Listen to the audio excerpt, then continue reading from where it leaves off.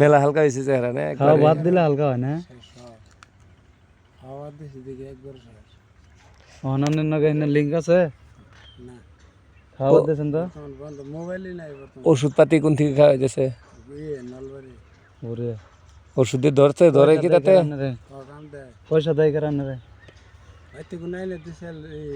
আড়ার ছড়ে 1800 ওষুধ হইলো অনুভব হয় না যেমনি পয়সা পাতি হয়তো তো 100 বার যা আছে ওয়াই দিয়েছি কিসের নিজের চালান যেমনি হেমনি এই করলো তাহলে অন্যান্য থাকতেছেন কোনো খাইতেছেন কোনো একেবারে আনে বাড়তে না হসবারে